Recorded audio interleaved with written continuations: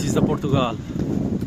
পর্তুগালের এই ওয়েদারটা অনেক সুন্দর, কারণ এটা হচ্ছে সামার ওয়েদারে পর্তুগালের গাছগাছাড়া এবং কি পরিবেশ অনেক বেশি ভাল লাগে।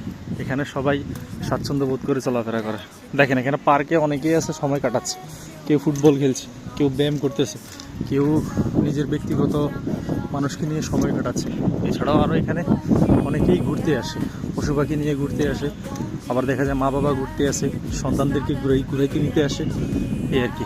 আমি এখন এই পার্কের ভিতর দিয়ে যাচ্ছি একটা ক্যাফেটেরিয়াতে, কারণ ক্যাফেটেরিয়াতে যাচ্ছি এই এক কাপ কফি খাবো।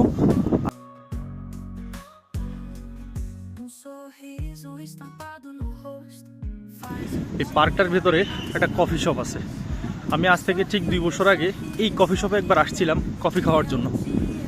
এখন আমি ওই কফি শপেই যাচ্ছি, এক কাপ কফি খাবো, নিজেকে একটু রিল্যাক্স করব, কারণ রাত্রে আবার কাজের চাপ একটু বেশি, রাত্রে আবার কাজ আছে, কাজ করতে হবে। এই যে দেখতে দেখতে আমি কফি শপের সামনে চলে এসেছি। এখানে অনেকে আছে, বসে আছে, কফি খায়, সময় কাটায়। আর এই পরিবেশটা আমার কাছে খুব বেশি ভালো লাগে। ইউরোপের এই পরিবেশটা স্বাস্থ্যসম্মত, এবং কি যে বাতাস, এই বাতাসটাতে শরীরের কোনো ক্ষতি হয় না, ঠান্ডাও লাগে না। একদিকে বাতাস আর আরেকদিকে হচ্ছে গরম।